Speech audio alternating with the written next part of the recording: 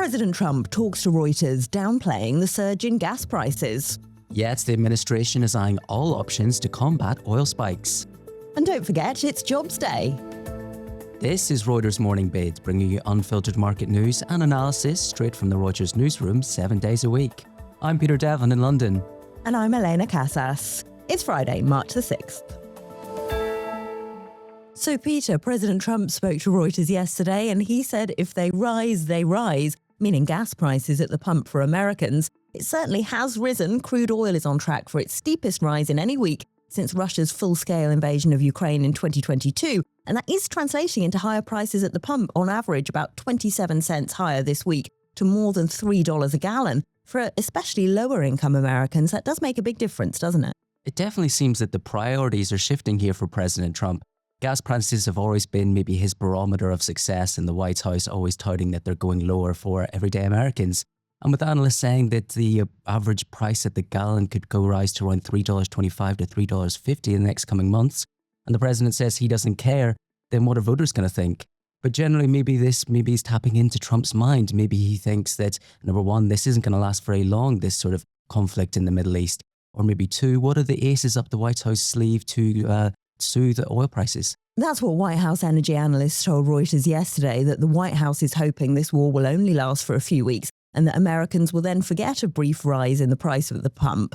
There are a few other things at play here, though, aren't there? One is that the US is now a net oil producer, not a consumer, which is a huge difference from even 10 or 20 years ago. And another is that the average American is spending a lot less money on gasoline than they used to, on average about 3.7% of all their spending, whereas back during the 70s and 80s, during the time of the oil shock, it was more like 8 or 9%. So they seem to think they can ride this out, don't they, the administration? Well, it's always going to come down to the numbers, isn't it? And inflation concerns are really creeping in everywhere. And that mainly is in with the Fed bets. I mean, look at bond traders. They're seeing a 25% chance of no cuts at all this year.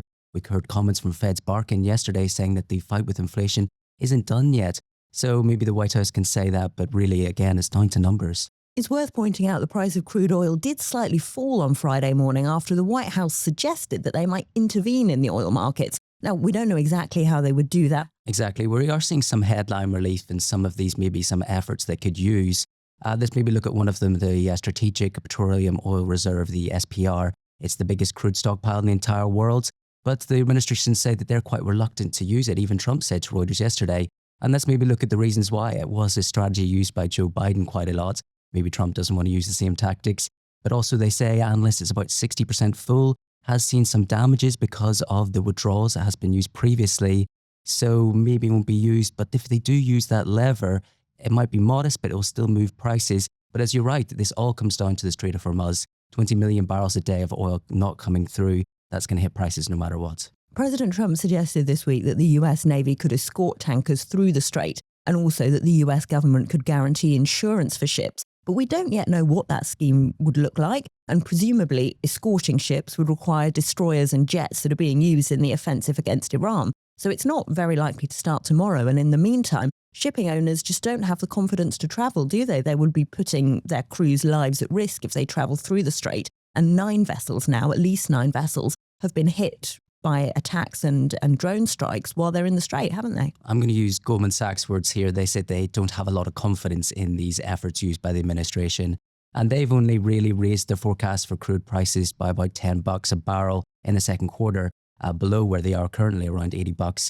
But they do note that if this keeps going on for 5 weeks, maybe so longer, we're definitely looking at above $100. We should remember, Peter, that it is also Payrolls Friday. It's a bit overshadowed, but still a key indicator for the US economy. What will markets be looking out for in this release? Well, yeah, it's definitely going to be overshadowed, isn't it? It's going to take a big surprise either way for markets to really pay attention to it. But let's look at some of the numbers leading up to this for evidence of what we're going to see today. Initial jobless claims holding steady, sort of coming back following the weather and holiday disruptions, as well challenger job cuts falling back, showing a low firing environment. And ADP this week coming in at the highest since July. So definitely evidence of a very stable labour market.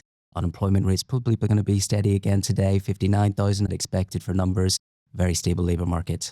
It's worth pointing out, though, of course, that jobs data is always backwards looking. And if the conflict in the Middle East does push up prices and inflation across the board in the US, That could affect companies' plans to hire, although I did speak to one economist yesterday who said this could actually create jobs in the oil sector. Well, we did see some reports yesterday that Oracle is already looking to maybe axe thousands of jobs, maybe some of the disruptions, but maybe one more aid at a time for now.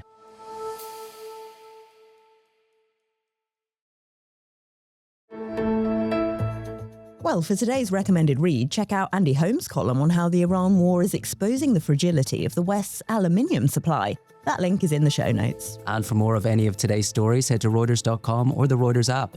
Follow us on your favourite podcast player, and if you're on a smart speaker, just ask for the latest market news from Reuters 7 days a week. And we'll be back tomorrow.